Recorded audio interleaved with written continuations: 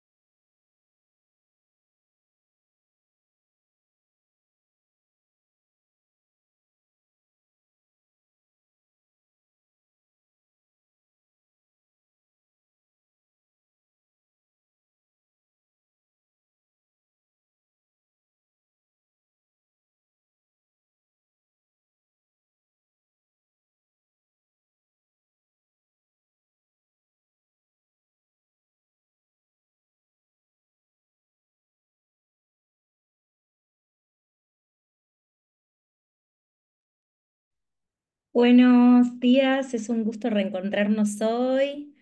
Para aquellos que no estuvieron en la sesión anterior, mi nombre es Jessica Pouso, coordinadora operativa de la Fundación Ceibal.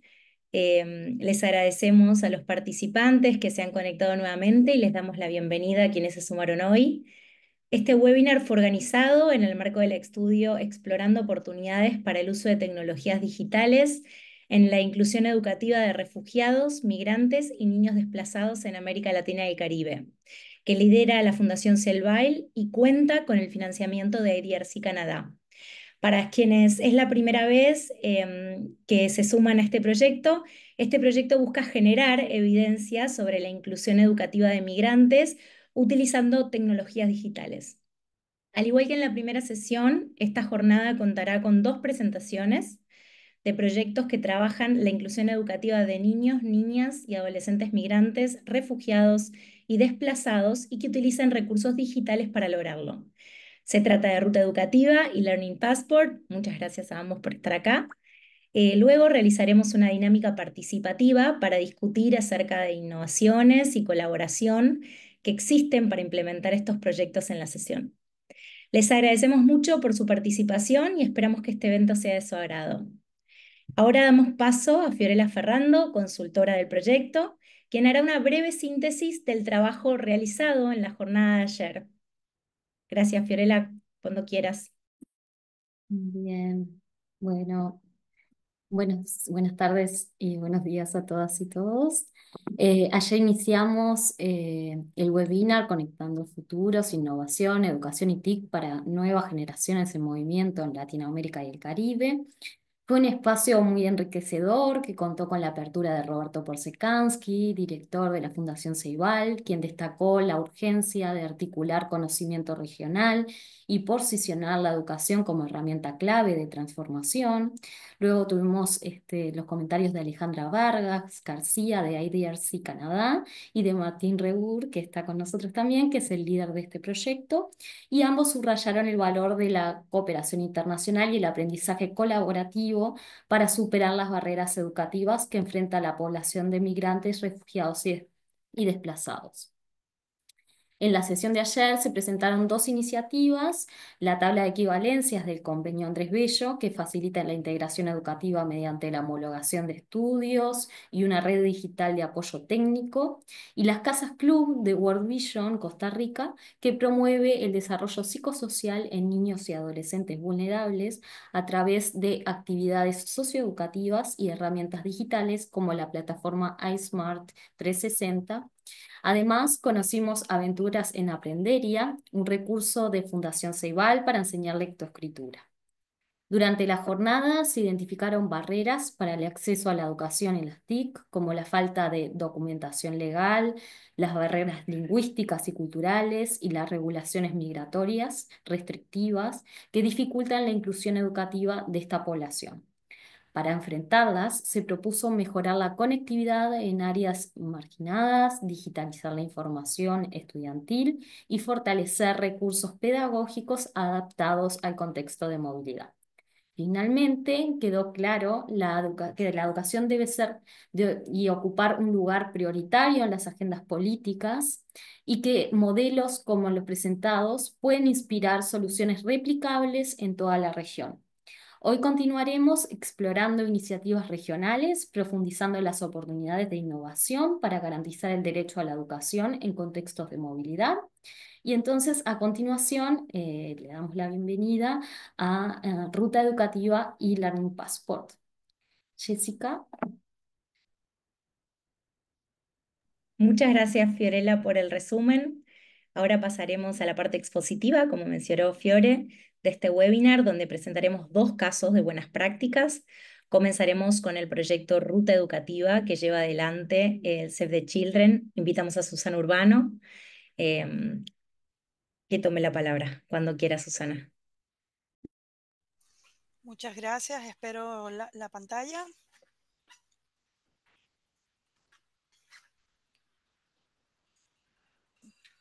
Okay. Ahí, Fio, te solicitamos que la pongas en modo presentación. Perfecto. Perfecto. Vale, muchísimas gracias. Como bien lo indicó Jessica, mi nombre es Susana Urbano y soy la asesora senior de educación en emergencia de Save the Children para América Latina y el Caribe.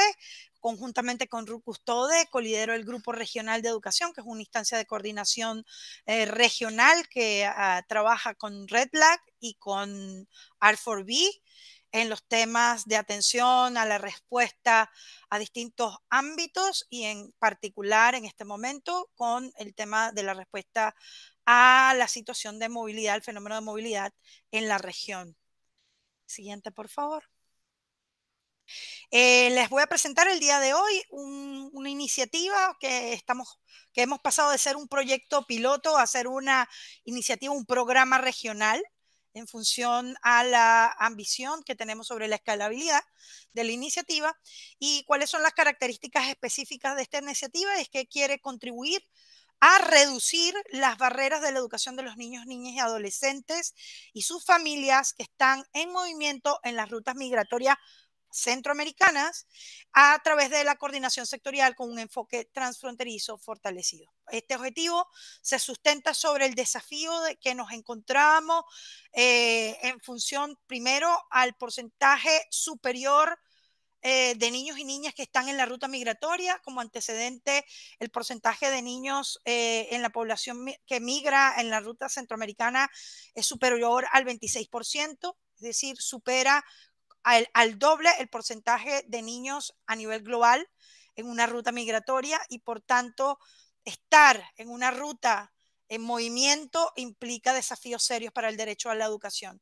Y con esta iniciativa justamente lo que tratamos es de tratar de solventar las barreras que es, por ejemplo, contar con un análisis de la necesidad de cada niño, contar con procesos de trazabilidad, en el conocimiento de eso, de eso que tienen ellos como necesidad, y por tanto también poder proveer información y sensibilización a las familias que están en la ruta y a los actores humanitarios y a las instancias, digamos, políticas y públicas para asegurar que los niños pueden tener herramientas para acceder al derecho a la educación. Siguiente.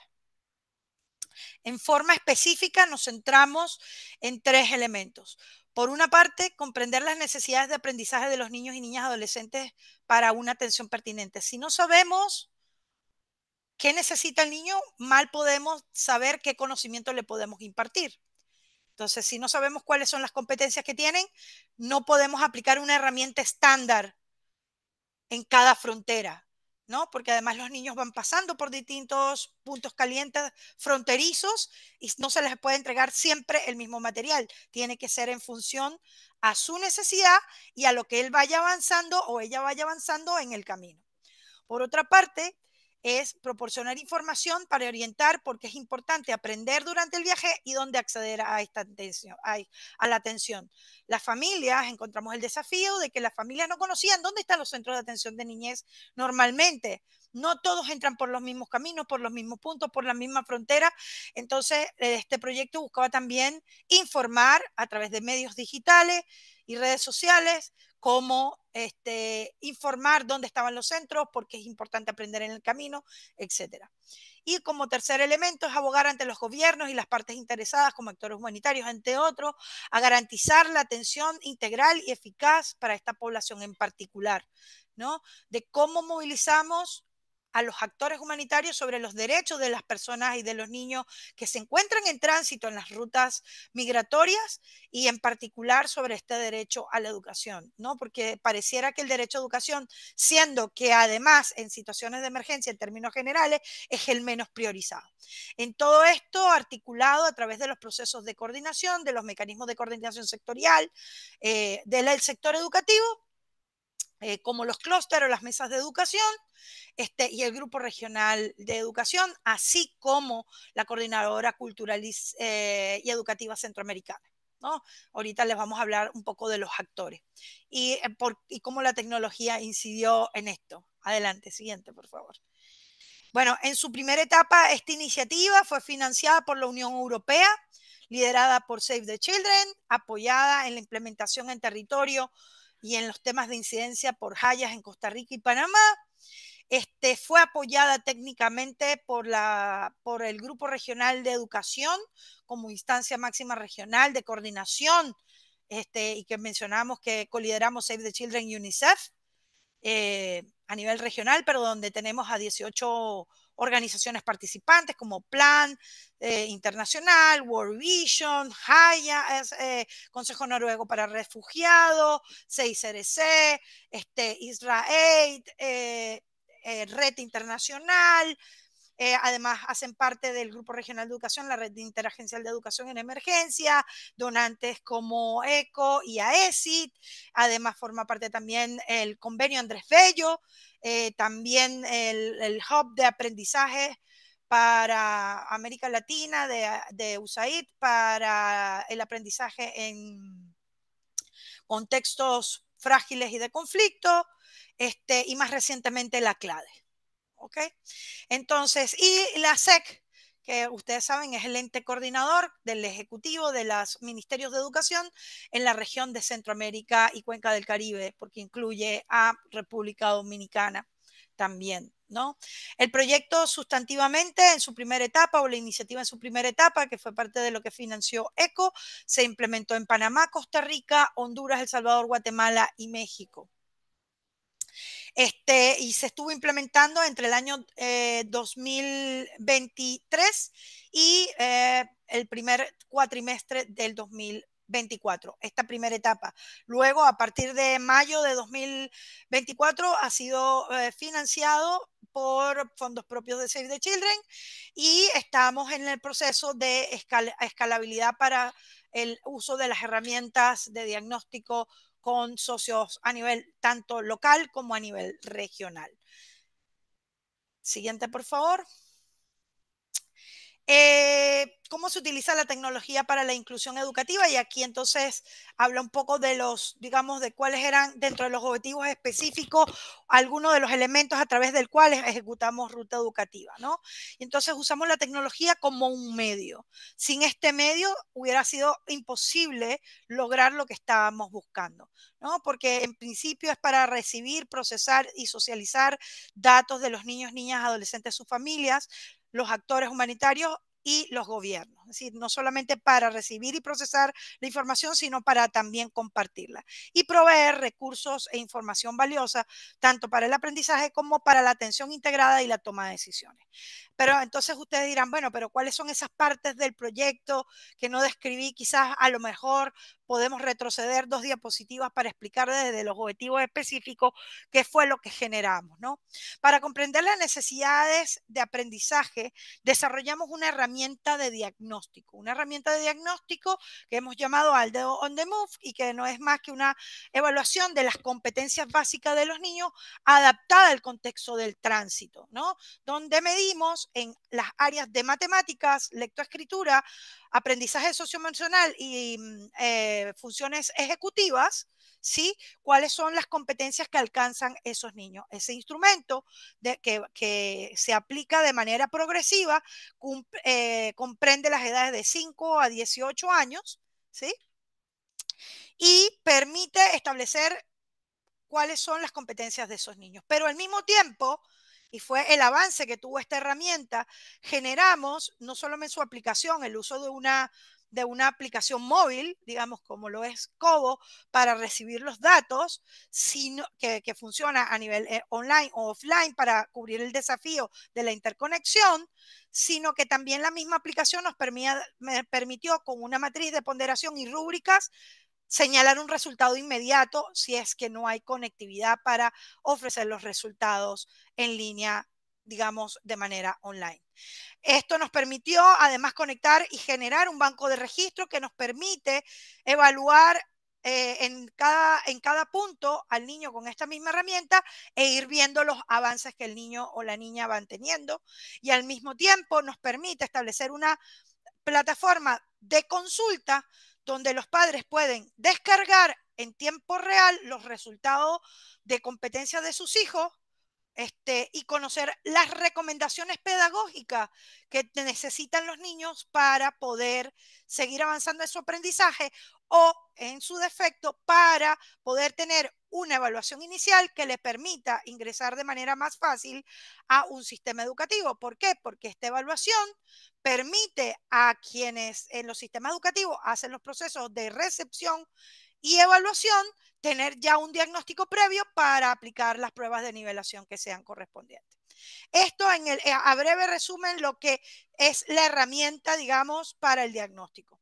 Para el tema de proporcionar información, lo que hicimos fue articular esfuerzos con ACNUR y otros actores del grupo de trabajo de R4B, de espacios de apoyo, para fortalecer y dar a conocer a través de una plataforma web los espacios donde se presta servicio de atención a la niñez y donde se prestan servicios específicamente de educación en emergencia, para informar a las familias en tiempo real donde pueden ser atendidas, porque uno de los desafíos que también encontraban es que no sabían dónde estaban las cosas.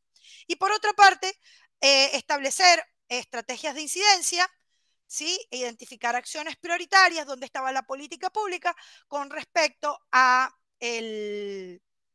digamos, el estado del arte de las políticas públicas, en donde está ubicada el derecho a la educación de los niños, en particular de la niñez en tránsito, porque era es muy indeleble o muy poco visible en las políticas públicas la atención de los niños que se encuentran particularmente en tránsito. Ante el desafío en particular, que ustedes saben que si bien es cierto, los niños en acogida es difícil mantenerlos en registro, sí, tener evidencia cierta, contabilizada totalmente de los niños en registro, calculen ustedes a unos niños que se están moviendo a través de una ruta de país a país en tiempo récord de 2 días, 3 días, un mes, 4 meses, 6 meses o en una pendularidad desde Sudamérica hacia Centroamérica, ¿no? Entonces la idea era mapear todo esto. Siguiente, por favor. Siguiente. Entonces, ¿qué lugar ocupa en ruta educativa en la vida de los migrantes refugiados y desplazados en América Latina? Bueno, decir que en toda América Latina y el Caribe es un decir porque hasta ahora la iniciativa solo ha sido implementada en países de Centroamérica, pero lo que hemos demostrado que es posible y lo obtuvimos a través de la evidencia, las estadísticas que obtuvimos y que están disponibles, que podemos compartir luego, es posible hacer una atención especializada y personalizada y que esta atención es trazable a lo largo de una ruta. Pero esto no hubiera sido posible sin el uso de la tecnología y el estudio de cómo las personas usan la tecnología, porque decíamos, ¿cómo conectamos a las personas sin que ellos nos den un ID, por ejemplo?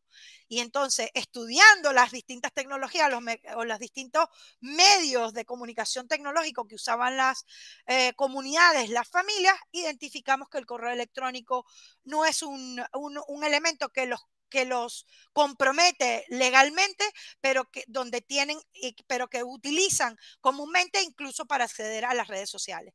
Normalmente se comunican a través de redes sociales, pero la fuente sustantiva para su ID es el correo electrónico, ¿no? Entonces, como una herramienta tecnológica tan sencilla como el correo electrónico se convierte en parte de tu identidad y tener acceso para la información de los resultados de tus hijos, ¿no?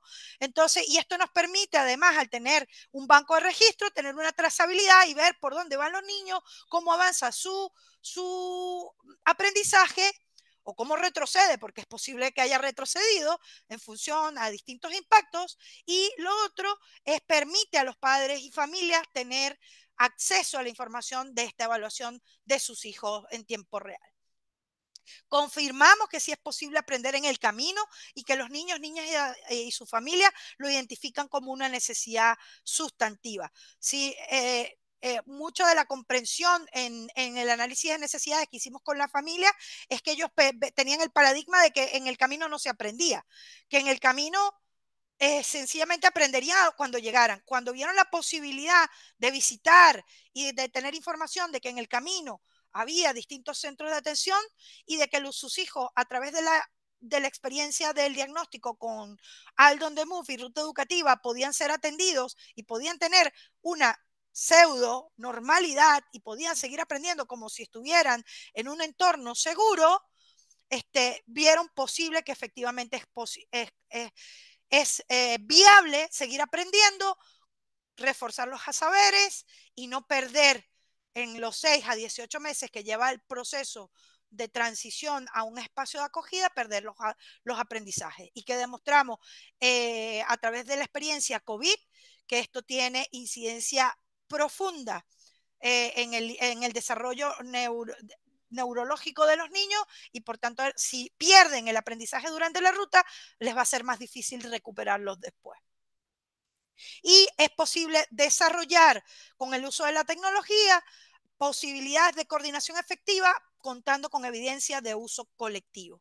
A través de los bancos de registro, del acceso, por supuesto, con todos unos procesos de data protection, es posible generar reportes de evidencia, ingreso a seguimiento de casos en tiempo real, eh, a través de la tecnología sin necesidad de comprometer a las familias en procesos legales que comprometan su proceso migratorio.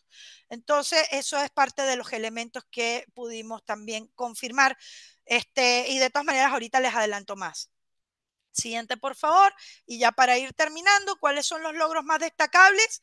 Bueno, un paquete de herramientas para la evaluación de necesidades educativas y su posterior atención, aprobado y en funcionamiento, probado y con funcionamiento con una muestra alcanzada hasta el día de hoy de 3.240 niños y niñas con carácter solidario y escalable en su aplicación. Evidencia importante sobre el derecho a la educación de los niños migrantes en tránsito, donde pudimos establecer tendencias sobre nacionalidades edades, condiciones de discapacidad, niveles de alcance de competencias por país, en función al país de origen, etcétera, etcétera. Logramos establecer información de servicios educativos disponibles a lo largo de la ruta y logramos establecer compromisos políticos serios a través de los ministerios de educación y firmados y sellados a través del Consejo de Ministros de la SECSICA para el mejoramiento de la política pública. Asimismo, a través de la iniciativa de la primera etapa de esta iniciativa, logramos transferir capacidades a socios locales, nacionales y regionales. Siguiente, por favor. ¿Dispone o tiene previsto hacer algún tipo de evaluación? Sí, Ruta Educativa busca convertirse en una iniciativa aglutinadora que permita articular estos esfuerzos y en este momento justo estamos iniciando un proyecto de investigación también con el Instituto de Desarrollo del Aprendizaje de Canadá, con el IDRC, bajo los fondos de KICS GPE en los próximos 2 años, donde vamos a confirmar todos estos paradigmas que hemos ido estableciendo, donde es posible aprender, cuál es el marco de competencia válido, cuál es el perfil de los facilitadores que para usar las tecnologías y para implementar ruta educativa y facilitar el aprendizaje de los niños en ruta, y por supuesto ser la línea base que permita el establecimiento de herramientas pedagógicas como Learning Tree on the Move o como por ejemplo la siguiente experiencia que van a presentar, que es Learning Passport, que va a presentar más adelante UNICEF. Siguiente, por favor. Y sobre la escalabilidad, al final, en principio, la iniciativa se focalizó en los niños en tránsito, sin embargo, y es parte de la labor que vamos a hacer en el proyecto de investigación en los próximos 24 meses, es que metodológicamente es totalmente aplicable a niños retornados o en acogida, que están en la etapa previa a la inclusión educativa o en desplazamiento interno, ¿no? Y por supuesto que esta iniciativa de establecimiento del diagnóstico y de propuesta de recomendaciones pedagógicas se estableció para Centroamérica en principio, pero que estamos pensando su escalabilidad a nivel de toda la región en su implementación. También a nivel escalable, no solamente en actores humanitarios, sino que pueda ser aplicado por Ministerio de Educación, de así los distintos tipos de escalabilidad que podemos establecer. Y eso, señores, por supuesto que no hemos hablado de los desafíos, pero lo dejaremos para pronto y estaremos también cuando estaremos conjuntamente con el CEIBAL manteniéndolos informados de los avances de la investigación y también desde los espacios de comunicación y socialización que tendremos sobre ruta a través del Grupo Regional de Educación, el propio CEIBAL, el IEDRC y resto de socios como la SECSIC. Y ya con esto creo que culmino un poquito pasada por 2 minutos, un par de minutos. Un éxito, Ru. Muchas gracias, Susana. La verdad que impecable en tiempo y forma. Muchísimas gracias. Ahora le damos la bienvenida a María José Velázquez y Daniel Contreras del proyecto Learning Passport que lleva adelante UNICEF. Van a presentar María José Velázquez, especialista en educación de la Oficina Regional para América Latina y el Caribe, UNICEF, y Daniel Contreras, jefe de educación de UNICEF Honduras. Adelante, por favor. Muchas gracias, Jessica. Y bueno, es un gusto. Aplaudimos primero el esfuerzo de CEIBAL por hacer este tipo de diálogos tan pertinentes y como UNICEF estamos felices de participar y compartir esta experiencia. Cuando quieran compartir los slides, podemos arrancar. Sí, sin problema, Fiore. Mientras yo les cuento que con Susana ya hemos tenido una sobremesa, pero al revés, donde ya hemos empezado a ver puntos de convergencia y cómo podemos colaborar, así que los resultados ya se ven desde el principio mismo del evento. Perfecto. Ahora Fío seguramente esté por compartir y comenzamos la presentación. Perfecto. Quizás puedo arrancar igual con un disclaimer de que yo voy a empezar haciendo énfasis en la parte más global regional de lo que tenemos en términos de estrategia digital para que se termine de entender bien dónde la plataforma de Learning Passport se ancla dentro de nuestras prioridades programáticas. Y luego Daniel, que es el jefe de educación de la oficina de Honduras, va a hacer un deep dive a el primer piloto regional que se ha hecho con el Learning Passport para niños y niñas en movimiento.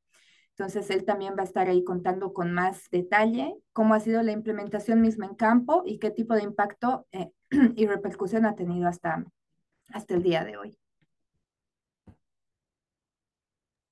Vale, Fío, ¿Estás bien o precisas soporte?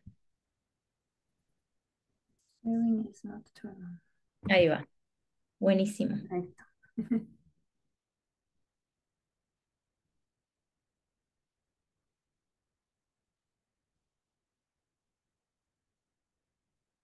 Súper.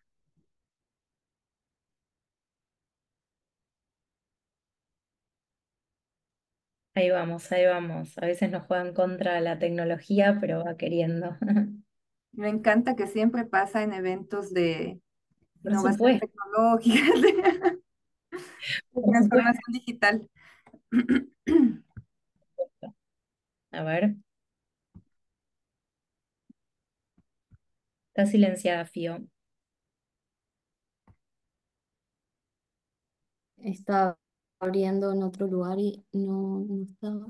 Un segundito, disculpen. Mientras tanto, Jessica, ¿nos recuerdas cuánto tiempo, con cuánto tiempo contamos con Dani?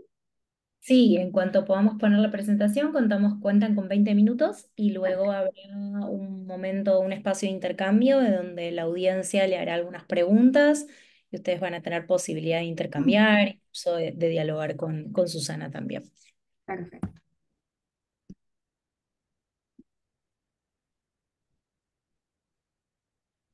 Ahí estamos.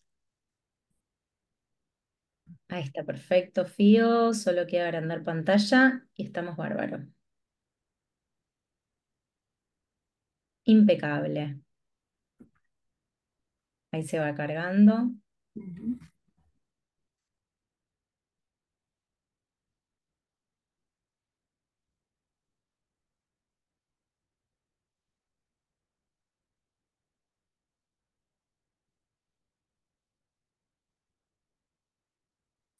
Lento pero seguro.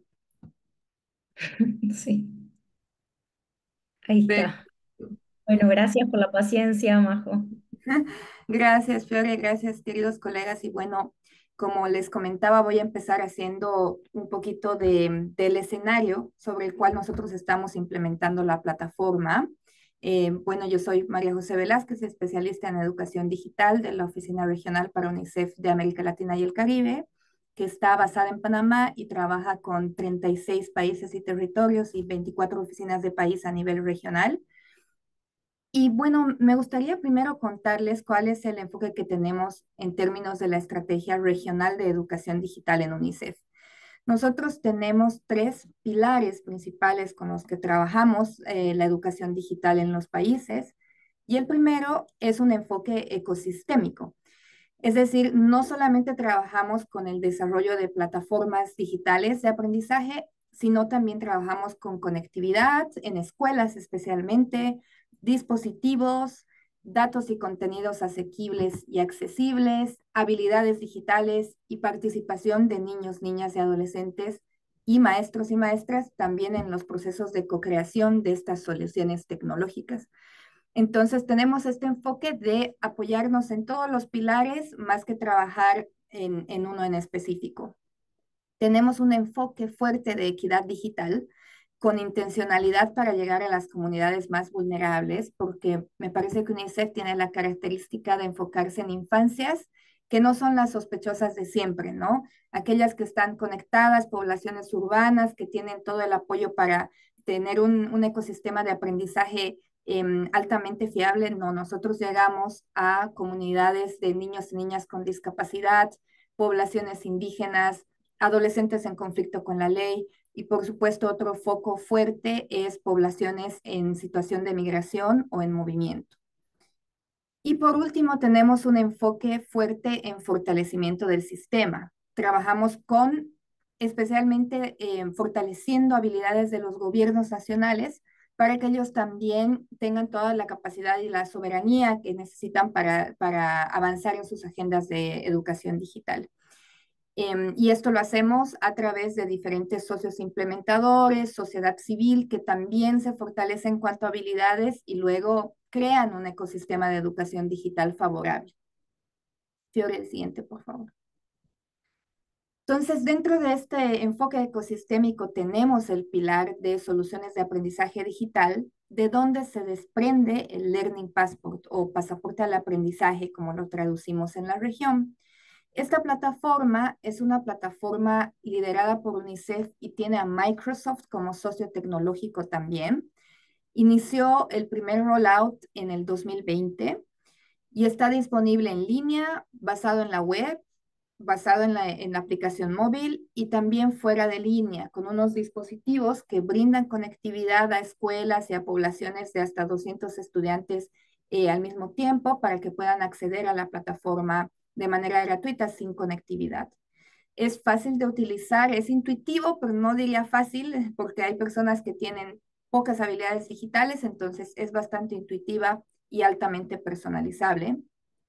Tiene materiales complementarios globales, pero también alberga currículas nacionales, desarrollo de habilidades, contenidos distintos, porque la plataforma es agnóstica a los contenidos, ¿no? Es como un esqueleto y cada oficina de país, cada ministerio de educación se la apropia y ellos hacen el delivery de contenidos que mejor se alineen con las necesidades de su población. Y está activo en más de 40 países, me falta actualizar esa cifra, 7 en la región. Está Honduras, está Costa Rica, está Brasil, está Jamaica, México y Belice y República Dominicana también están en tránsito a punto de lanzar la plataforma y con diferentes casos de uso por esta diversidad que les contaba, ¿no? Algunos están trabajando con educación para la primera infancia, otros con desarrollo de habilidades y transición de escuela al empleo, etcétera, etcétera. Fiore, la siguiente, por favor. Nuestro enfoque es ofrecer un programa altamente flexible, adaptable, una plataforma tecnológica de clase mundial que tenga diferentes modalidades, se adapte también a las diferentes modalidades de aprendizaje de las infancias, que no aprenden todas ni al mismo tiempo ni en los mismos espacios, entonces queremos que sea, que apoye a poblaciones diversas de aprendizaje. Tenemos equipos técnicos globales, regionales y nacionales que están también adquiriendo las competencias para hacer el rollout de la plataforma, para apoyar a trabajar con contrapartes gubernamentales, con socios implementadores que también tengan experiencia en todo el uso de plataformas digitales. Se está creando como un ecosistema favorable también de expertos a nivel global y regional. Y por supuesto en las oficinas del país. Queremos que sea un enfoque de aprendizaje integrado que incluya recursos educativos interactivos de alta calidad y para eso también contamos con una biblioteca global de contenidos que hace una curaduría de diferentes proveedores de contenido a nivel global que de manera gratuita están brindando contenidos a la plataforma de Learning Passport. Tenemos un ecosistema extenso de sectores privado, público que están trabajando para y con la plataforma. Y por último, el valor agregado es que la plataforma está centrado es un programa centrado en el niño, niña y adolescente, ¿no? Por ellos, por ellas, con ellos, con ellas. Entonces, tiene alto potencial de ser co-creado con diferentes poblaciones de usuarios, como les decimos, pero en realidad no son usuarios, también son productores de conocimiento que nos apoyan a darle forma a los programas de Learning Passport. A la fecha, como les comentaba, son 40 países que están trabajando o que están implementando la plataforma, 6 millones de usuarios, 13,000 cursos y categorías de cursos. Hay números interesantes, pero para mí lo más importante es la parte cualitativa, ¿no? O lo que logramos con la plataforma. Y lo que primero queremos lograr como objetivo es cerrar la brecha digital, que nos quedamos nosotros muchas veces con el concepto de que cerrar la brecha es solamente conectividad, conectividad, conectividad, pero no. La plataforma apoya también a tener asequibilidad de datos porque utiliza muy poquito internet, accesibilidad de contenidos de alta calidad. Entonces, apoya el cierre de la brecha digital para la educación, mejora los resultados de aprendizaje también. Y creo que esta es la pregunta del millón, pero también el objetivo más grande que tiene la plataforma, ¿no? Realmente queremos que sea y que apoye a la calidad educativa y que mejore los resultados de aprendizaje, que no sea solamente un delivery method que diversifica la forma en la que entregamos los contenidos, sino que mejore la experiencia de las y los estudiantes de manera tal que sus resultados de aprendizaje reflejen esto también. Y por último, el objetivo de la plataforma es fortalecer las capacidades de los gobiernos nacionales para sus planes nacionales de educación digital, y el Learning Passport se ha desarrollado como un buen punto de entrada para empezar a desarrollar el ecosistema de aprendizaje digital en varios países. Fiore, el siguiente, por favor. Y el siguiente, por favor. Ahí pueden ver un poquito de la plataforma, cómo se ve en la interfaz. Y el siguiente, porque el tiempo me come también. El siguiente, por favor. Entonces, como les contaba, la plataforma agnóstica a los contenidos se enfoca en diferentes casos de uso. En educación primaria, habilidades futuras, tenemos bastante de educación para niñas y adolescentes mujeres, y ahora también haciendo todo el rollout de la plataforma para contextos de emergencia y de migración. ¿Qué pasa cuando tenemos una diversidad grande de casos de uso de la misma plataforma en la región? Que se empieza a complejizar toda la parte técnica, programática y de contenido que tienen que ver con la plataforma. Por ejemplo, cosas como incluso Susana también estaba mencionando, el método de ingreso a la plataforma. ¿Qué hacemos con estudiantes que están fuera del sistema escolar y que no tienen un email corporativo o un email de estudiantes? ¿Qué hacemos con las poblaciones que no tienen acceso a un teléfono celular o que cambian el chip, la SIM card todo el tiempo que cruzan una frontera? Cosas tan simples como el método de ingreso para nosotros ha significado un mundo de iteración en términos de cómo mejoramos el software y la forma misma del programa. Datos, privacidad y protección ha sido lo segundo bien importante, y especialmente para contextos migratorios ha sido eso no negociable para nosotros, ¿no? Que tenemos que estar seguros de que se protegen estos datos dentro de la plataforma. ¿Quién es la contraparte que va a estar a cargo y va a tener acceso a los datos? Hay mucha tela que cortar. La currícula también. ¿Qué hacemos con una población en movimiento? Necesitamos una currícula priorizada, necesitamos solo desarrollo de habilidades, necesitamos reflejar currículas nacionales de uno u otro lugar. Em, Otra manera en la que se complejiza la parte programática, las contrapartes, si necesitamos que sean cuerpos nacionales, regionales o globales para que funcione una plataforma en distintos escenarios. Y por último, la población meta también, ¿no? Si vamos a llegar a niños y niñas en migración, qué tipo de bases tecnológicas necesitamos, habilidades, acompañamiento, o si vamos a llegar a educación primaria, como lo hemos hecho en Jamaica como un experimento, nos hemos dado cuenta que los niños tienen cero habilidades de lectura y escritura en primer grado, y cómo hacemos para que pongan enter, ¿no? O enter. Entonces, todo esto se refleja, digamos, en la forma en la que el programa funciona para una población altamente diversificada. Yo me voy a quedar ahí y ahora le voy a pasar la palabra a Daniel, quien va a hacer toda la parte del deep dive en la plataforma para Honduras, para niñez en migración. Dani, te paso la palabra. Muchas gracias, María José. Muchas gracias a todos por la invitación. Solo poner un par de datos, ya lo he comentado tanto María José como Susana. eh, lo que la región está enfrentando, una muy dinámica situación migratoria que se ha venido acelerando, especialmente a partir de la crisis en Venezuela, la crisis, digamos, de migración desde Venezuela en los últimos años. Em, Solo tres datos, bueno, ese mapa que muestra un poco cómo son las rutas, al igual que lo que comentaba Susana, la experiencia de pasaporte para niños y niñas en tránsito está más desarrollada, o lo que hemos avanzado está más en la ruta centroamericana, pero es parte de un fenómeno más global que atraviesa toda la región. Respecto respecto a los números, como se ha señalado, más de 100.000 niños atravesaron de sur a norte Honduras el año pasado en esta ruta migratoria, una cifra levemente un poquito superior a a los que cruzan desde Colombia hacia Panamá, porque está, como pueden ver en el mapa, otros componentes de la ruta, la migración cubana que entra por Nicaragua, una parte de migración venezolana que va por San Andrés, etcétera, y algo de migración extracontinental que está entrando también recientemente por El Salvador.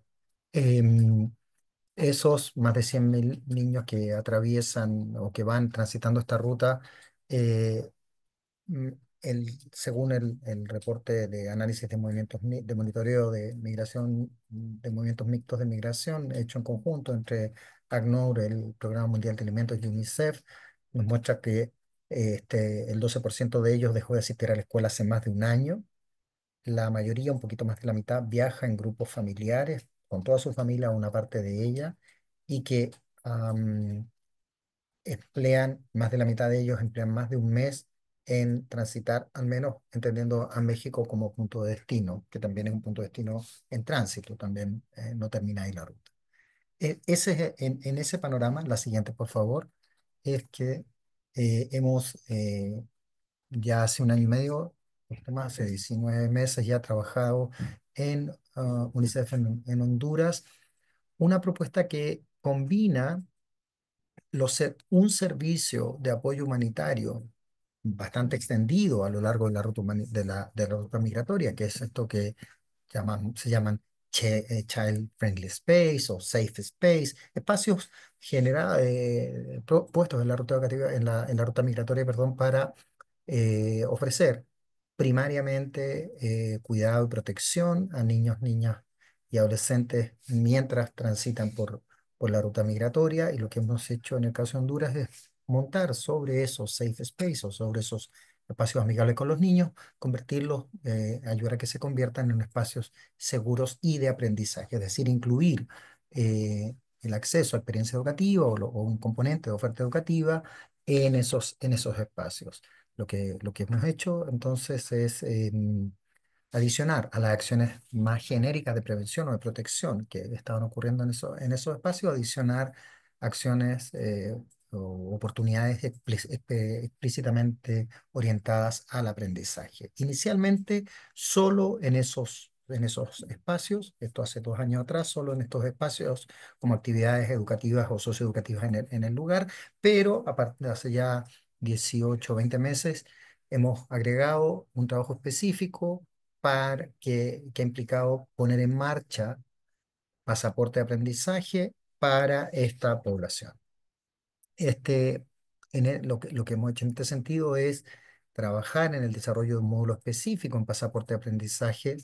Una nota al pie relevante aquí es que en el caso de Honduras, pasaporte de aprendizajes ya era, desde el comienzo de la pandemia, parte de la plataforma oficial o de la plataforma del Ministerio de Educación, de la plataforma educativa del Ministerio de Educación. Y en este sentido, el deployment inicial ya estaba hecho y en los hechos, todo este trabajo que hemos hecho humanitario, en el caso de Honduras ha sido en estrecha coordinación y alianza con el propio Ministerio de Educación de Honduras. Entonces, lo que hicimos fue desarrollar un módulo específico, un módulo que hemos llamado Viajo y Aprendo, que básicamente tiene ahí desarrollo de materiales educativos o de experiencia educativa social, lectura y escritura, habilidades matemáticas, a temas de autoconocimiento, autoestima y autoimagen, actividades relacionadas a arte y ocio y, en términos generales, habilidades para la vida y en el caso de los niños más pequeños, eh, más, un poco más específico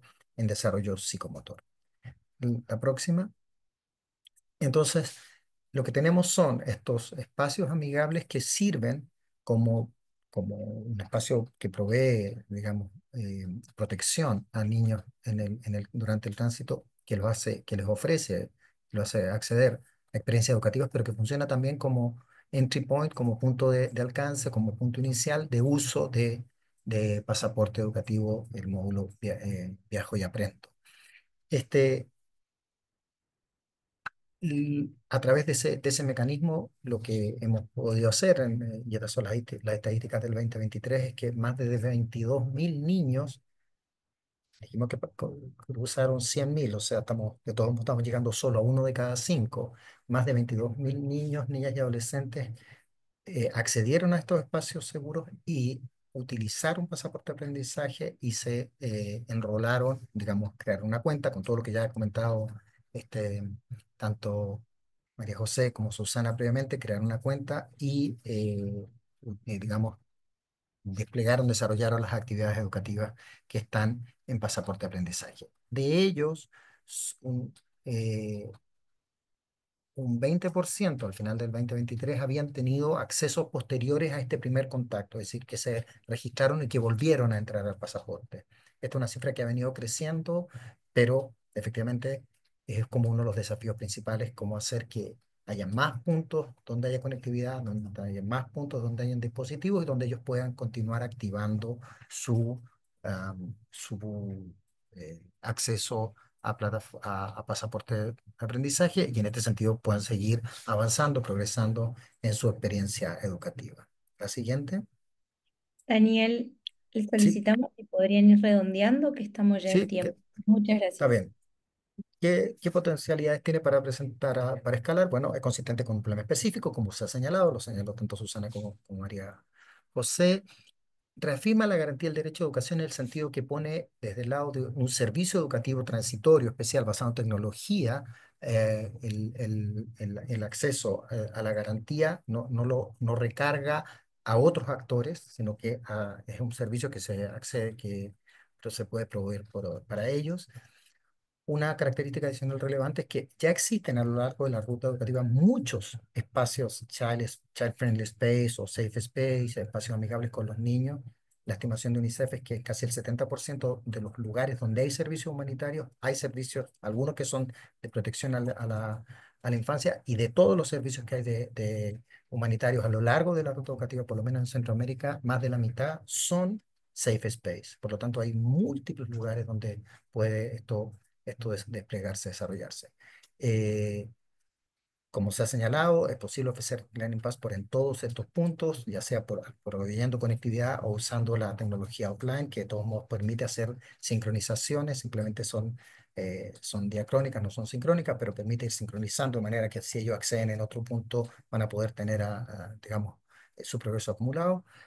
Es parte de un acuerdo expreso de la última reunión de ministros de Educación de Sexica, también lo comentaba Susana, y los ministros de Educación de la región centroamericana han estado en sus últimas dos reuniones de ministros discutiendo qué hacer con estas poblaciones en tránsito, y esto creo que es una clave muy significativa porque sobre todo los países de tránsito, como Panamá, como bueno, Costa Rica hay un pequeño porcentaje de gente que se quiere quedar, pero Panamá, Nicaragua, Salvador, Honduras, Guatemala, es población que pasa relativamente rápido por los países y los gobiernos podrían desentenderse, pero ha sido una preocupación avanzar en tener alguna respuesta específica y en ese sentido es algo que deberíamos poder utilizar. Y por último, es que esta estrategia de pasaporte de aprendizaje es una estrategia abierta al uso de cualquier otro actor humanitario. De hecho, aquí en Honduras, junto con Save the Children, hemos ya desarrollado desde el piloto de ruta educativa y desde el despliegue inicial de Learning Passport acciones de coordinación de cómo utilizar ruta educativa para hacer evaluación y pasaporte para encauzar lo que esa evaluación nos muestre, que es lo que requieren los niños, niñas y adolescentes. Y creo que ahí me quedo. Bien, muchísimas gracias Susana, María José y Daniel. La verdad que son experiencias sumamente enriquecedoras. Siguiendo con la agenda, vamos a darle paso a Fío Ferrando de la Fundación Ceibal para que modere el espacio de intercambio sobre estos dos casos y luego proponga otra dinámica. Muchas gracias nuevamente y adelante Fío cuando quieras. Bueno, muchas gracias Susana, María José y Daniel por las presentaciones, realmente fueron muy claras y súper interesante todo lo que están haciendo en estas regiones. Ahora vamos a abrir un espacio de intercambio, de preguntas del público. Así que, bueno, los animamos a hacer preguntas o intervenciones, comentarios hacia los presentadores. Ahí Fío un mensaje, no sé si quieres leerlo. Bien, aquí, muy bien. Em, mm, Garibaldi, a ver si es este. Si la brecha se trabaja asegurando que puedan acceder a las herramientas y el Internet. Voy a levantar. Mm, ¿Quién está? a ver, no sé hacia quién, si es acá, Kristen. Sí, hola, buenas tardes con todos y todas. Muchísimas gracias por estas interesantes presentaciones. Yo trabajo en este proyecto de la Fundación Ceibal y tenía unas preguntas para los expositores. En realidad creo que lo más interesante de lo que acabamos de escuchar es cómo usted resuelven la parte educativa a una población muy vulnerable y que es el del tránsito, ¿no? Que es muy móvil, dinámico y creciente, y que tiene muchos desafíos de por sí, solo por su perfil. La primera parte de la pregunta iba sobre contenidos. Majo, en tu parte de la presentación me pareció admirable cuando vimos las cifras, la dimensión del trabajo que ha habido por detrás a lo largo de los años, y quería saber un poquito más de ese informe, si podrías desglosar un poquito más la producción de los contenidos educativos, cómo se produjeron, cómo fue esa parte, ¿no?, del antecedente, y cómo fue la preparación y quiénes apoyaron en esa parte del proyecto. Y después, para todos los presentadores también, mencionaron los desafíos también en, no sé si sería como transitar de, de este tipo de proyectos educativos a una educación formal, ¿no? Entonces, quería ver un poco, si digamos, indagar un poquito más en esa zona gris de tensiones o posibles soluciones, o cómo lo han ido trabajando desde Honduras, por ejemplo, o como región en Centroamérica. Esas serían mis dos interrogaciones. Muchas gracias. Ujú. Si quieren, no sé quién quiere empezar. ¿Quieren? Arranco yo por la última pregunta Venga. de Cristian. Más que tener una respuesta, tengo una reflexión que hemos estado compartiendo, ¿no? En la cuestión de la ruta migratoria al norte, am, la variable crítica para pensar en incorporación a sistemas educativos formales es lo que llamamos a veces vocación de permanencia. Solo en el caso de Costa Rica hay un pequeño porcentaje de la población en tránsito que asume una perspectiva de vocación en permanencia, de permanecer en el país, y ahí, bueno, Majo puede contar más desde nuestra oficina regional, pero los colegas en Costa Rica que también están trabajando con pasaporte han estado pensando en algo que ayude un poco a hacer ese tránsito. Piensen que la población que va transitando en países como Honduras demora, eh, o sea, decíamos, lo que nos muestra el último reporte de monitoreos mixtos es que el 54% de de las personas que en tránsito llevan más de un mes en el viaje. De todos modos, es un tiempo, puede variar, puede ser un poco más rápido, puede ser un poco más lento. Por así decir, el tiempo de exposición a ofertas educativas es relativamente bajo. En el caso concreto nuestro, aquí en Honduras, tenemos dos tipos de escenarios. Los Safe Space o Safe Learning Space, que están adjuntos digamos, a los Institutos Nacionales de Migraciones, donde se realizan los trámites migratorios, y ahí más o menos tenemos un promedio de 3 horas de permanencia de los mismos. Tenemos otros que están en centros de descanso temporal, que es donde las familias pasan la noche, y ahí tenemos un tiempo un poquito mayor, de 4 o 5 horas por lo menos. Por lo tanto, al momento de pensar en una experiencia educativa, por un lado, traqueable, acumulable, y por otro lado, que luego permita la transición hacia sistemas educativos formales, o la vuelta, o facilite la vuelta a los sistemas educativos formales, nosotros tenemos como dos reflexiones. La primera es que toda esta experiencia en tránsito lo que debiera ayudar es que hacer que no se pierda, un poco lo comentaba Susana, no se pierda en la conexión con la experiencia educativa, no se pierda la conexión con la experiencia de aprender, y que luego su reinserción en su tema educativo formal tenga menos áreas de pérdida, y en ese sentido sea más fácil. Y lo segundo, y bueno, también parte de una reflexión regional.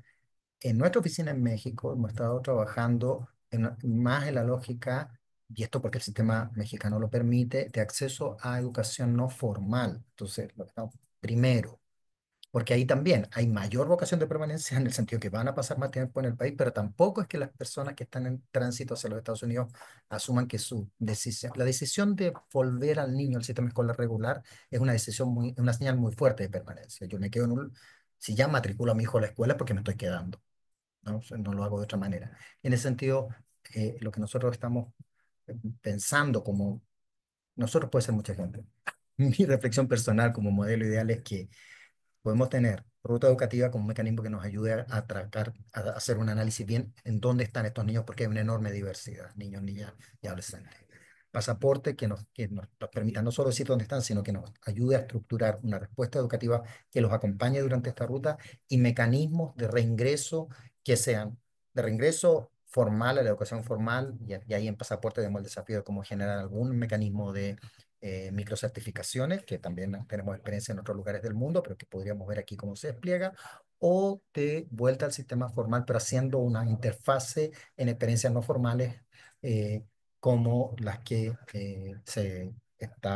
como las que el sistema educativo no formal mexicano permite, y que de hecho UNICEF y otros actores han estado trabajando. Por ahí como para eso la tecnología es clave, porque es lo único que nos va a permitir que esta experiencia sea continua y pueda acumularse.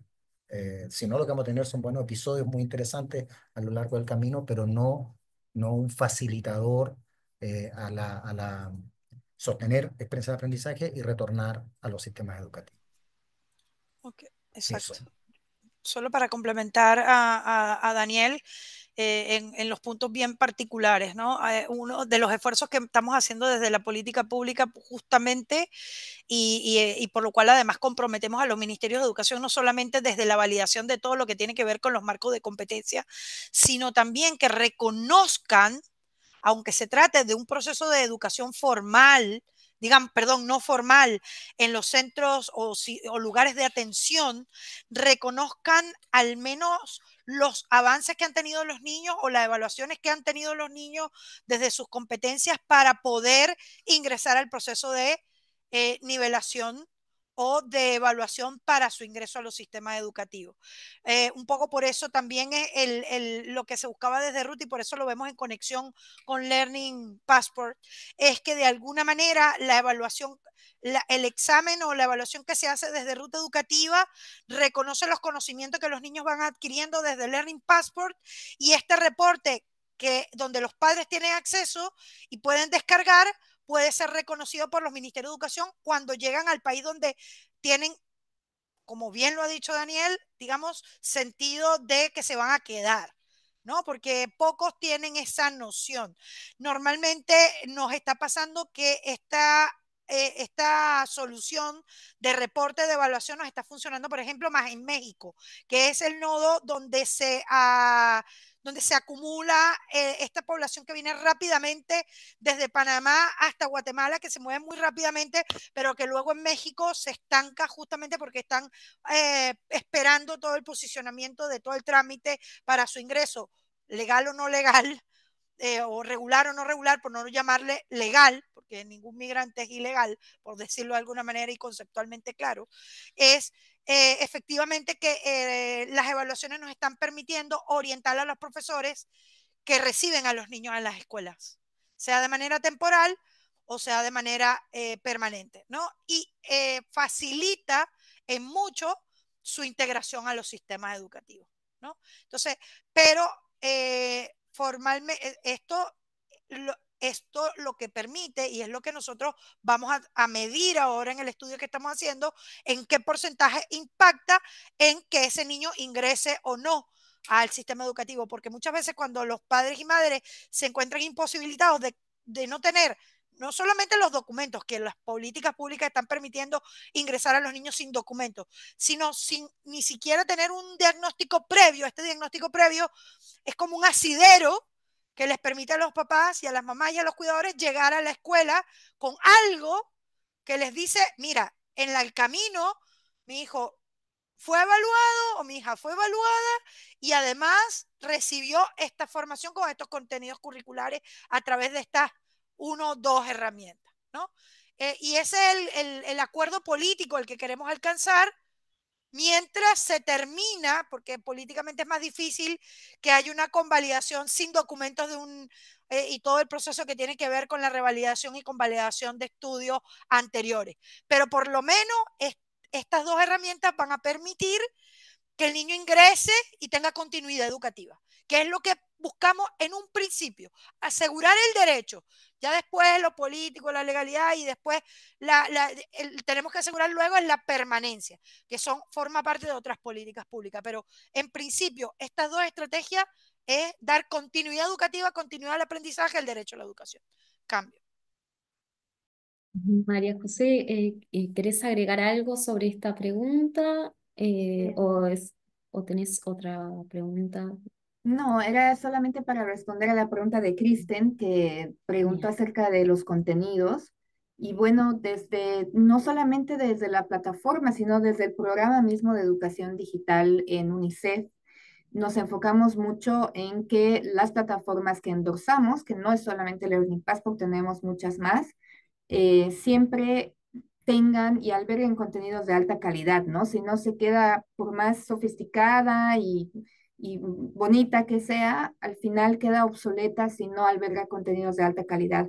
Entonces tenemos una dirección en la sede que trabaja con contenidos para que estos sean completamente accesibles para las diferentes poblaciones. Tenemos contenido en lenguas indígenas también y Honduras es un buen ejemplo de contenidos en lenguas indígenas. Y también trabajamos en que sean culturalmente apropiados los contenidos que vamos a llevar a las diferentes poblaciones, ¿no? Y como mencionaba en la presentación, se hace una curaduría y un mapeo de los diferentes proveedores y ellos trabajan también proveyendo de manera gratuita contenidos a UNICEF para que se puedan utilizar en los diferentes delivery métodos con los que trabajamos. Ahí me quedo, Fiore, gracias. Muchas gracias, Majo. Martín Rebur. Gracias, Fiorella. Bueno, en primer término, agradecer a, a los dos equipos que estuvieron presentando, a Susana, a María José, a Daniel.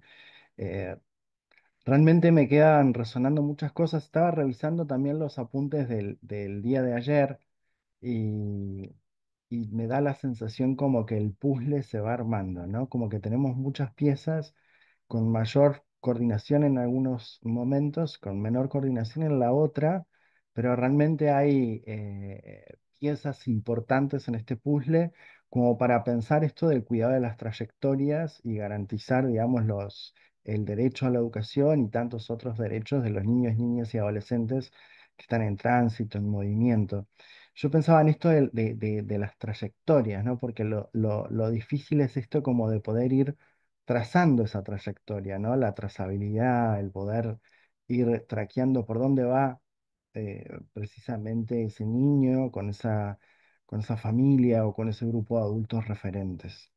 Y me surgen como algunas cuestiones. Primero, me quedó resonando mucho una afirmación de Susana que creo que para mí es clave, que fue algo así, perdón Susana, que lo voy a repetir no exactamente, pero es posible aprender en tránsito, ¿no? Es posible aprender, ¿no? Creo que ya partir desde ese lugar hace que también pensemos que en esa trayectoria, pensarla también como más allá de todo lo frustrante y desafiante y traumática que puede llegar a serlo, también puede llegar a serlo y podemos contribuir a que es una experiencia de aprendizaje potente, ¿no? Porque también es eso, que es una experiencia muy potente que si uno la acompaña y da como orientaciones, invita a esos adultos a que esa experiencia también sea una experiencia de exploración, de desarrollo personal, bueno, ¿no? Creo que sin lugar a dudas que puede ser una experiencia de mucho crecimiento.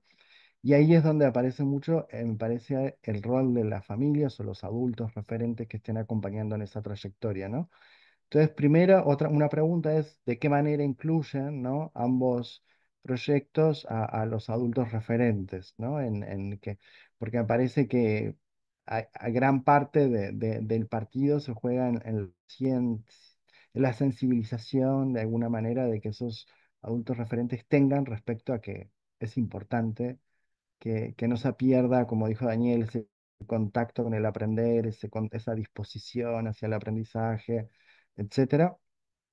Y por otro lado, hacia lo de Susana, a través de la herramienta que presentaron de autodiagnóstico, si tienen ya algunos indicadores de que puedan dar cuenta, bueno, si han habido aprendizajes, si han habido descenso de aprendizajes, o por dónde vienen los principales desafíos o las principales pérdidas. Yo estaba viendo la evaluación y había dimensiones, por ejemplo, si mal no recuerdo, había una evaluación de lo socioemocional también, ¿no, Susana? Y bueno, capaz que por ahí hay descenso de las habilidades, no sé, de lectura y escritura, que tal vez no haya tanto contacto de esas prácticas. Y decía, bueno, pero capaz que desde lo socioemocional hay un manejo de la autorregulación, de la tolerancia a la frustración, etcétera.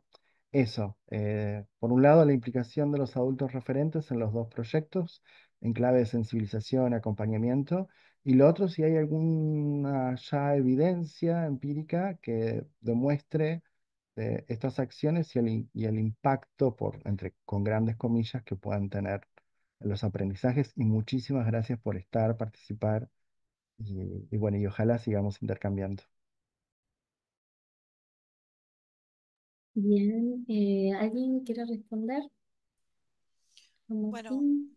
comentar brevemente a los comentarios del colega, agradecida nuevamente por las intervenciones y por supuesto por este espacio.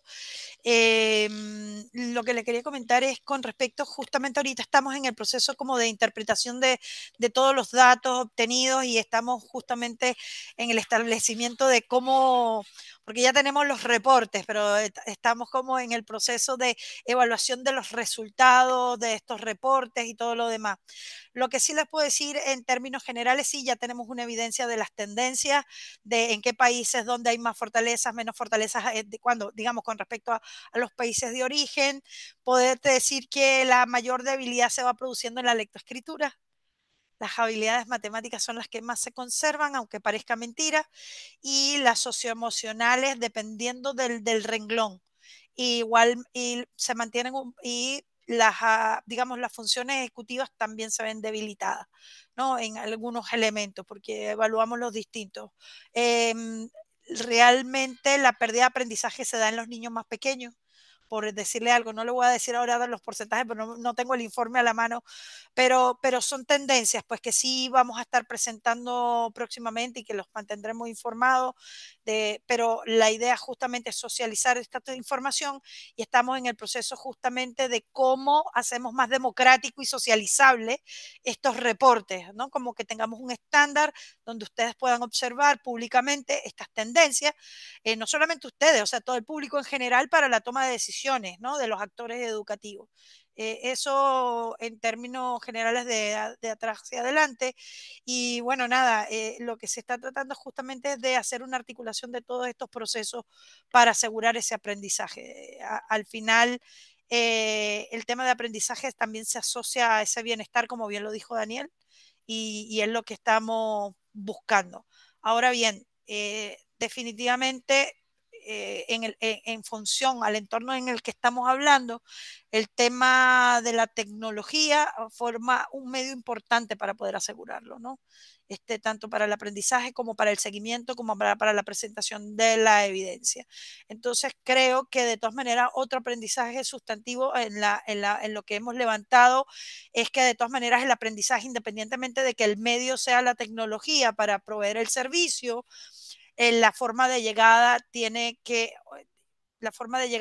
ser multicanal. ¿no? No solamente basado en la tecnología, sino también en otros tipos de canales donde no necesariamente está implicado un dispositivo o necesariamente una conectividad a Internet. ¿no?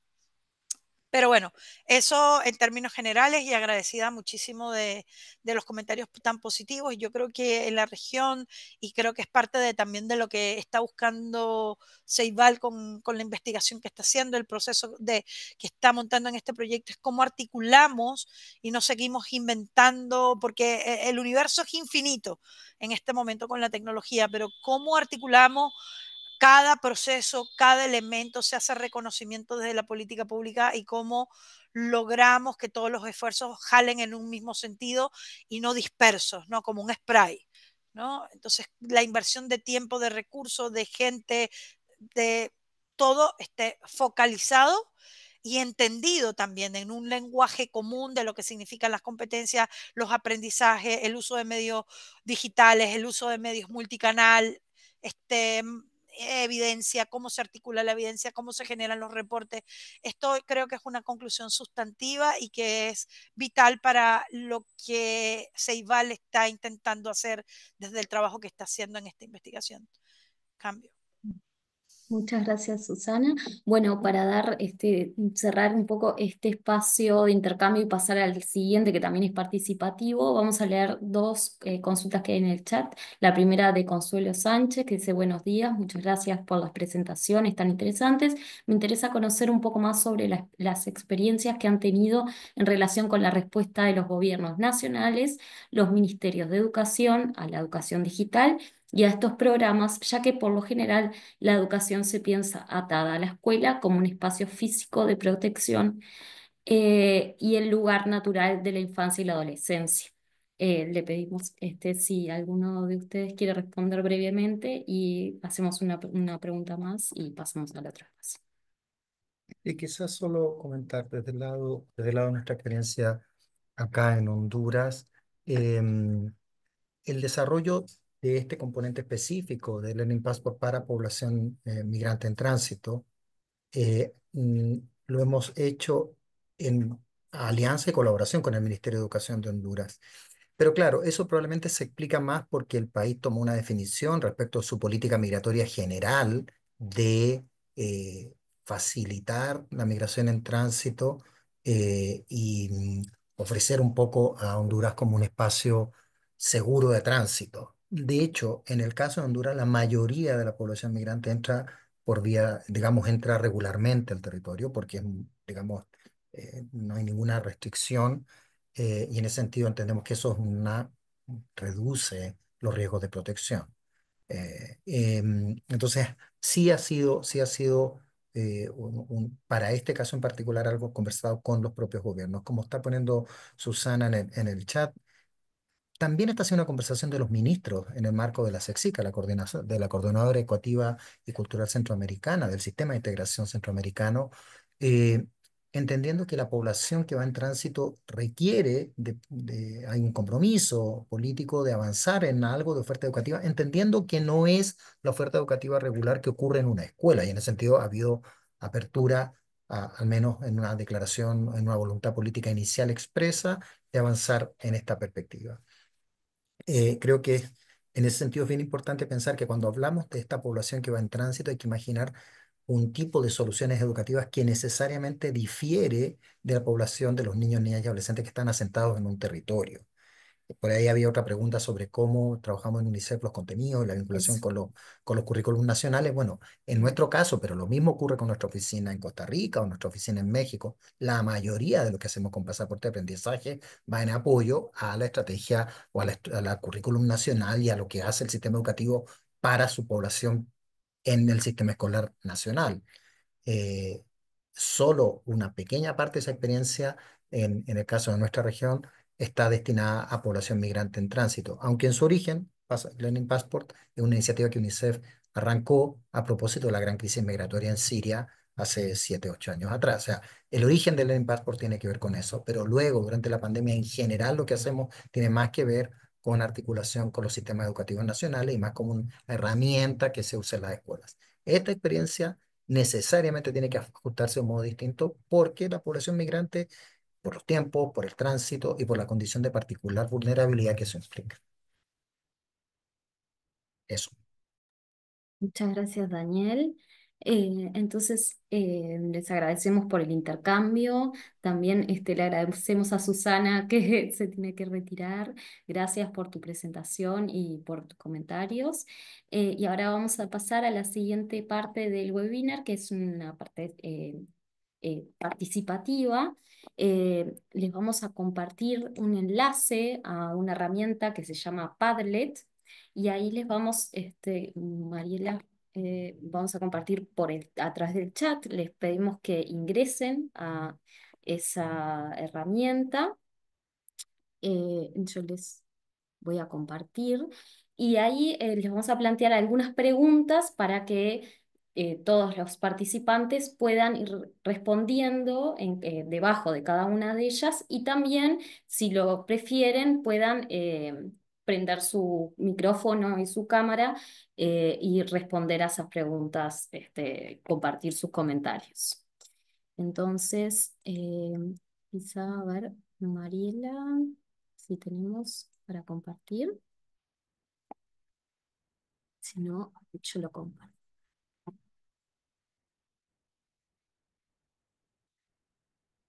Un momento.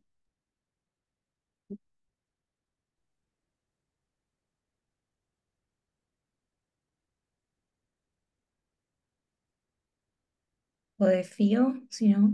Y lo teníamos, Mariela, lo voy a compartir, a ver, aquí. Un momento, yo comparto.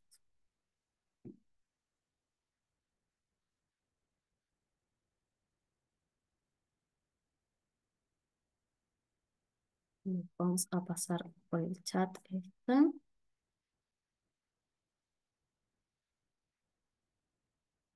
Y allí también compartimos.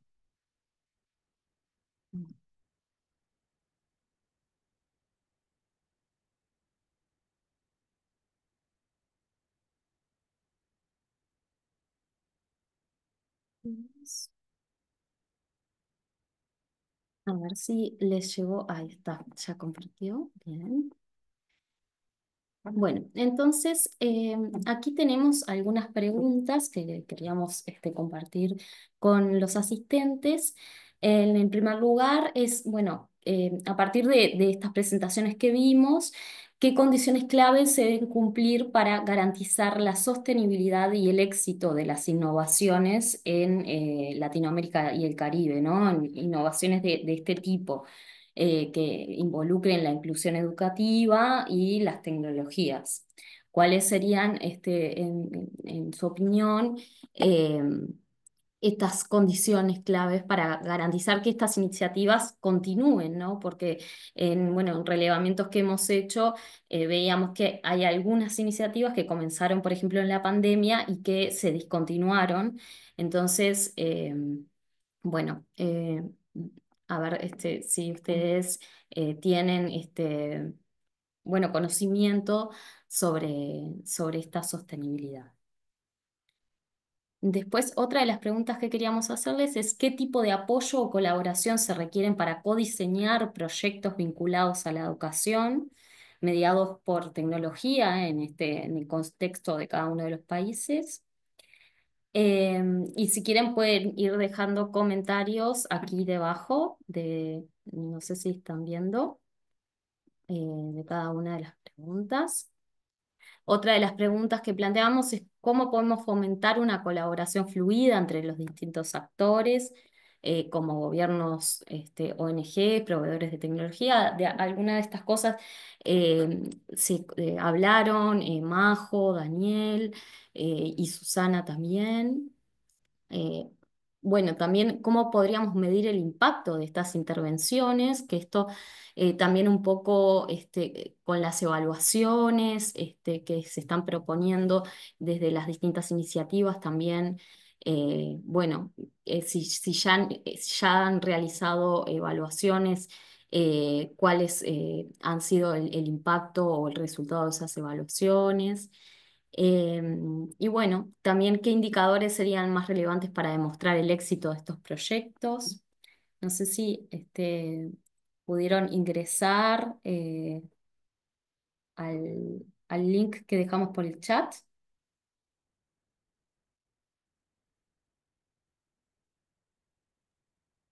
Sí, yo pude Mm. acceder sin problema. Sí, perfecto. Yo también, para ver las preguntas, ¿verdad? Sí, Ven las preguntas y aquí debajo, por ejemplo, para la sostenibilidad o para por ejemplo, el apoyo o la colaboración para codiseñar proyectos que se necesitaría. ¿Qué tipo de espacios, por ejemplo, como este webinar, ¿no? Eh, ¿Qué otro tipo de espacios podrían generarse? O si ya existen entre los distintos actores que trabajan en estas iniciativas. Por ejemplo, Daniel dice esto sobre la sostenibilidad. Extender acuerdos políticos no pueden ser iniciativas que no estén respaldadas por los gobiernos. Esto es algo que salía un poco también en las presentaciones y en los comentarios que hubo después. sobre, bueno, la importancia del respaldo de los ministerios de educación, de que se generen acuerdos a nivel de los ministerios para que exista una sostenibilidad. Bueno, dice, hola, definitivamente se deben involucrar a los padres de familia, escuchar sus necesidades, experiencias, puede ayudar a crear soluciones más efectivas y relevantes. Majo dice institucionalización de iniciativas con contrapartes gubernamentales, fortalecimiento de capacidades internas en MOES. Ministerios. Bien. ¿Alguien más que quiera aportar comentarios sobre alguna de estas preguntas? Daniel dice cómo fomentar la colaboración fluida. Existen las plataformas de coordinación de educación en emergencia, que son un lugar natural para las iniciativas. Bien. ¿Alguien más que se anime?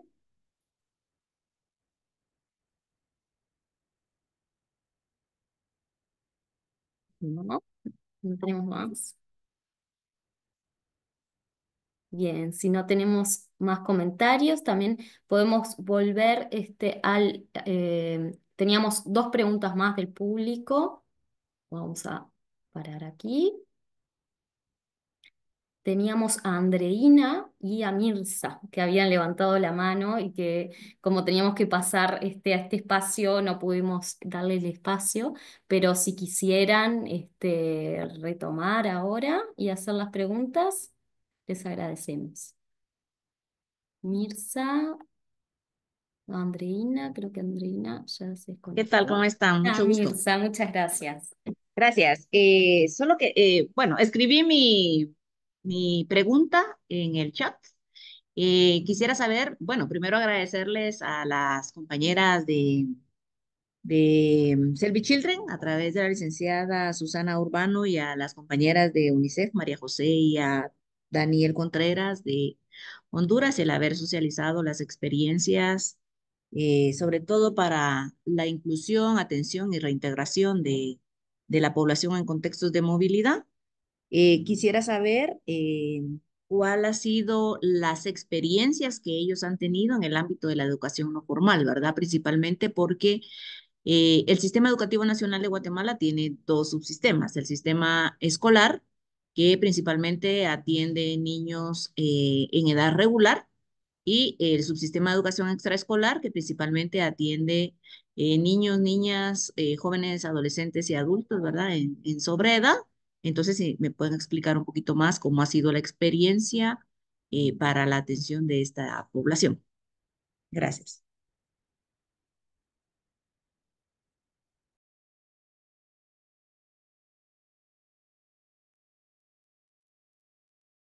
Y, Majo o Daniel. Yo creo que Daniel ahí es el Ok. indicado para, para No, esta pregunta. quizá, muchas gracias, Mirza. En efecto, u- lo que uno puede hacer con población que va en tránsito y que pasa muy poco tiempo, o sea, hay muy poco tiempo para, como dicen a veces los evaluadores, no hay poco tiempo de exposición al programa, necesariamente tiene que ser una oferta no formal. En el caso nuestro, lo que hemos hecho es establecer una distinción grande por grupos etarios que más o menos se asemeja a cómo está estructurado el sistema educativo hondureño en un grupo de educación, si uno usara la clasificación internacional, es como primaria, secundaria baja y secundaria alta y un grupo de preprimaria. Son cuatro grupos de edades. Eh, Pensando, más que entrar en los temas de edad oportuna o sobre edad, es tener una oferta más o menos amplia para un grupo de edad más o menos amplio eh, que le permita, como señalaba antes, mantenerse conectado, expuesto a actividades asociadas al aprender y mantenerse conectado con sus procesos de aprendizaje.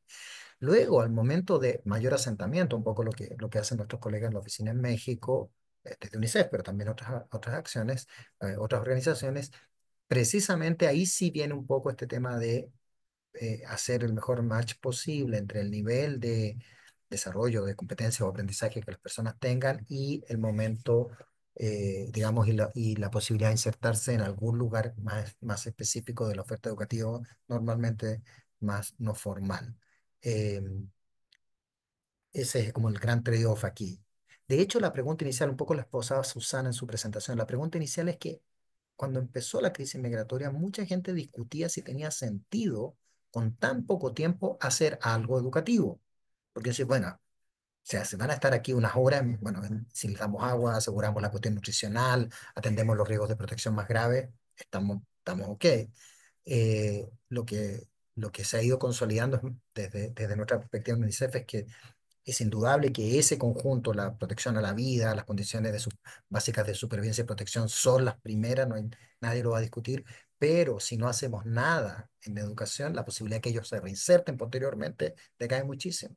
La posibilidad de que ellos no pierdan lo que ya tenían de sus procesos educativos anteriores también cae muchísimo. Pero en efecto es algo que está en la clasificación tradicional, está en el borde de las ofertas más no formales. Muchas gracias, Daniel. Le agradezco mucho. Gracias, Daniel.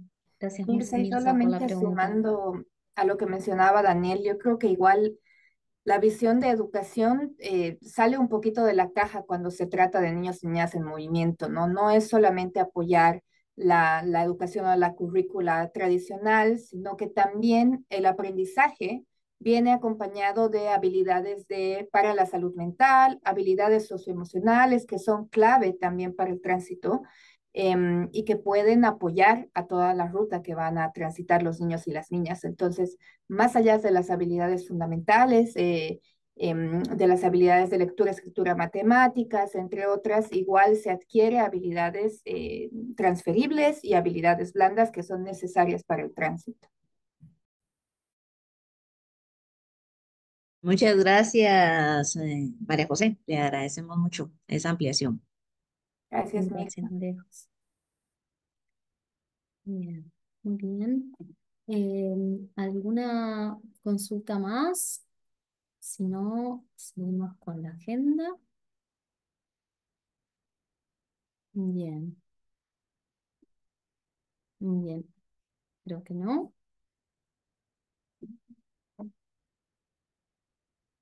Bien. Entonces, quisiéramos hacer algunas reflexiones finales sobre estas dos jornadas de webinar que tuvimos ayer y hoy, que fueron realmente muy interesantes. Quisiéramos, aprovecho también a agradecerles a todos los asistentes y a quienes presentaron las iniciativas. Ayer tuvimos la presencia de José Antonio Frías por tabla de equivalencias del convenio Andrés Bello y Cristian Álvarez por Casas Club de World Vision Costa Rica. Hoy agradecemos a Susana Urbano de Ruta Educativa, a Daniel Uresti y a María José Velázquez de Learning Passport. Eh, y bueno, compartirles algunas reflexiones de la jornada de ayer. Bueno, pudimos identificar algunos desafíos que presenta la inclusión educativa y el acceso a las TIC en niños, niñas y adolescentes, migrantes, refugiados y desplazados, como, bueno, la falta de documentación legal, el reconocimiento de títulos y las regulaciones migratorias restrictivas, barreras culturales y lingüísticas que dificultan la integración educativa, conectividad limitada y acceso insuficiente a recursos tecnológicos en zonas vulnerables, prioridades urgentes como la salud y la seguridad que relegan la educación en muchos casos. También la descoordinación en algunas, entre algunos actores clave y la falta de posicionamiento político en algunas ocasiones, como que es necesario poner este tema en agenda para que se siga fortaleciendo esta coordinación y el trabajo conjunto entre todas las iniciativas. De las iniciativas expuestas, Se presentaron algunos avances y soluciones a estos desafíos, como por ejemplo la tabla de equivalencias del Convenio de Andrés Bello, que garantiza el reconocimiento de estudios entre los 12 países miembros de ese proyecto, facilitando la integración educativa de migrantes, refugiados y desplazados mediante su herramienta digital, con una red de técnicos activa y avances en la digitalización, se posiciona como un modelo replicable para fortalecer la inclusión educativa en los contextos de migración. El modelo de Casas Club de World Vision Costa Rica promueve el desarrollo de competencias psicosociales en niños y adolescentes vulnerables, incluidos los migrantes y refugiados, mediante actividades socioeducativas y la plataforma de e-learning iSmart 360. Además, funciona como un laboratorio social para crear metodologías replicables, fomentar la integración comunitaria y apoyar procesos de incidencia política en favor de la niñez y la adolescencia. Ruta educativa, que bueno, la presentación de hoy fue muy interesante, buscan reducir las barreras de niños, niñas y adolescentes eh, para la inclusión educativa. También incluyen en sus iniciativas a las familias en la ruta migratoria. Presentan tres componentes para comprender las necesidades y entregar materiales específicos. Presentan también información a las familias con medios digitales, en las redes sociales. Eh, También Learning Passport, que tiene un enfoque ecosistémico, de equidad, como tiene UNICEF, en el fortalecimiento del sistema. Presentan recursos en línea también y offline, que es una de las problemáticas que presenta esta población, que muchas veces no pueden conectarse en línea. Es una plataforma que es gratuita y eso es muy importante, que también es intuitiva y adaptable a los materiales y a las currículas de los distintos países que están asociados, y que además está súper escalada, ¿no? Esta iniciativa en 40 países, 7 países de la región.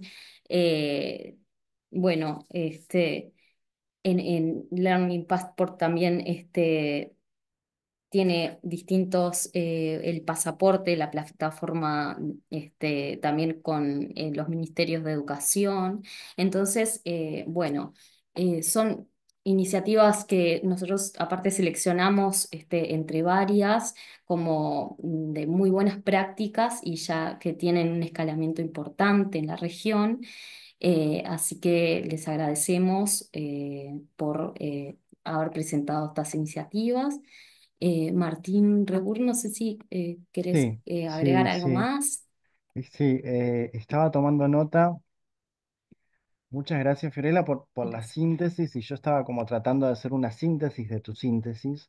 Creo que de todas maneras fue súper rico el recorrido que hiciste de estos 2 días para los colegas que no pudieron estar ayer y que sí nos acompañan hoy, así de modo que se dé cuenta de lo que fue este espacio, que primero lo voy a caracterizar de mucha riqueza, de mucha heterogeneidad, también de mucho compromiso, y me parece que también un espacio muy necesario de poder intercambiar acerca de estas experiencias para justamente potenciar y aunar esfuerzos entre las distintas organizaciones. Me parece que quedó como muy claro a lo largo de los 2 días diferentes dimensiones. Hay una dimensión como más que tiene que ver con los estados, con el compromiso más a nivel político de poder, digamos, facilitar políticas que justamente permitan la protección de estos trayectos de estos niños, niñas y adolescentes, que por suerte, por lo que uno ha estado escuchando entre ayer y hoy, ese compromiso está. Eh, Tal vez hay que evidenciarlo más, capaz que desde los distintos lugares que los que ocupamos nosotros aquí podemos ayudar, es parte de este proyecto de investigación, el poner sobre la mesa el estado del arte, sobre temas de migración y también sobre las políticas que a nivel de Latinoamérica y el Caribe se están generando. Creo que eso es una contribución interesante de poder realmente identificar, bueno, en dónde estamos, hemos avanzado, pero también cuáles son los desafíos, que muchas veces por esas no no hay que señalar la vacancia para poder desarrollarlo. Hay que decir, falta esto para que realmente los estados también puedan ir en esa dirección. Después ya en la dimensión más de la implementación, me viene mi raíz de psicólogo y pensaba en esto de los factores protectores, ¿no? Porque lo que quedó como muy claro es esto como de la necesidad de potenciar a lo largo de este trayecto y fortalecer todo lo que son los factores protectores de estos niños, niñas y adolescentes, ¿no? Que no se trata tanto en sí de los aprendizajes académicos, etcétera, sino que de realmente esta idea de poder acompañar y esto, y fortalecerlos, ¿no? De ahí que también María José señalaba la relevancia de, bueno, cuestiones vinculadas a lo socioemocional, al desarrollo de esas habilidades y competencias socioemocionales. Ahí yo me imaginaba que como trayecto me quedó claro que tenemos como identificado mojones, ¿no? Tanto Susana como Daniel marcaban esto de dónde están los safe spaces, ¿no? Como estos lugares seguros donde tenemos como esos sitios donde aparecen, ¿no? Podemos ir identificando en el trayecto esos sitios. Tenemos también algunas cuestiones vinculadas como a un check-in de salida, que a veces podría ser una prueba, la prueba de la que nos hablaba Susana. Y tenemos distintas posibilidades como del checkout, ¿no? De la salida. Lo que sí me quedó claro es que dependiendo de el cuidado en la trayectoria y el desarrollo de los factores protectores, Daniel insistía, y también lo dijo Susana, de que hay mayores posibilidades de una inserción al sistema educativo. Y eso no es menor. Y creo que esa evidencia no está tan clara que tenemos que seguir trabajando en generar evidencia empírica para quienes toman decisiones a nivel de las políticas puedan realmente evidenciar la importancia de facilitar espacios, recursos de todo tipo para que realmente esos trayectos de los niños, niñas y adolescentes estén siendo cuidados, estén siendo protegidos, estimulados porque bueno, no solo incide en qué sucede en ese trayecto, sino que incide en lo que va a pasar después.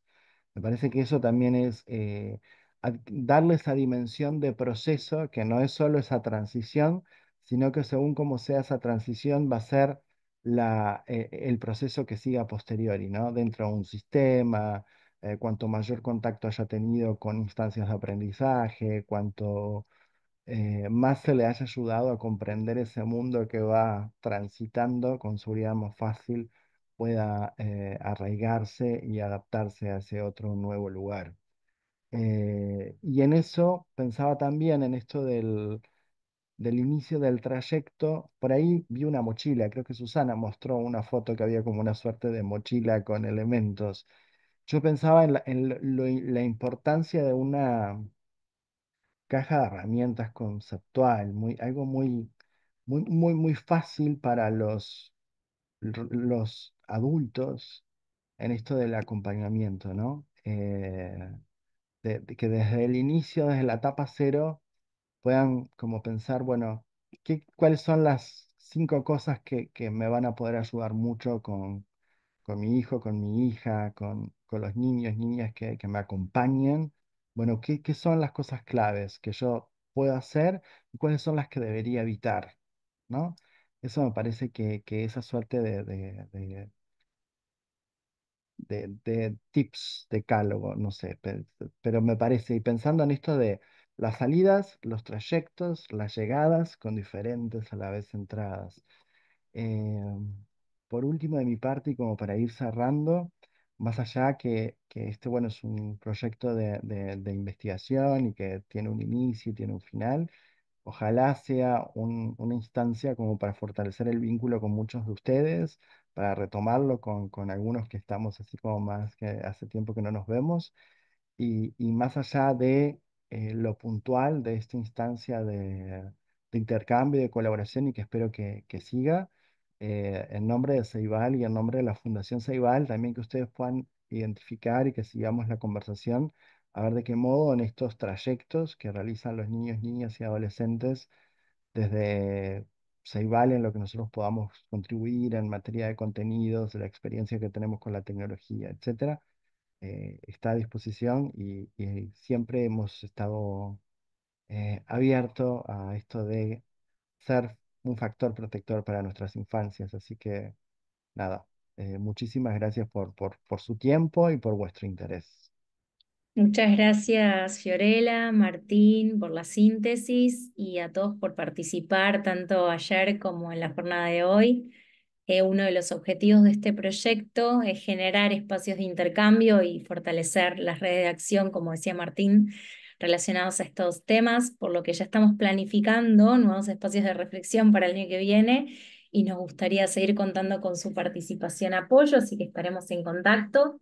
Agradezco también enormemente al equipo, a Fiorella, a Cristén, Martín, Cecilia, Mariela, Lucía y muchos otros miembros tanto de la Fundación Ceibal como de Ceibal que hicieron posible este espacio. Para aquellos que están preguntando, el webinar estará disponible en el canal de YouTube de la Fundación Ceibal y en la página de la Fundación Ceibal que hemos dejado acá en el chat. Quedamos a disposición por lo que precisen vía correo electrónico y como les adelantamos, los estaremos molestando en futuras oportunidades. Muchas gracias. Hasta luego. Buenas jornadas. Chao, chao. Chao, Muchas gracias, gracias. colegas de Chao, Ceibal. muchas Un Buenas abrazo. gracias. noches. Muchas Chao. gracias. Gracias por su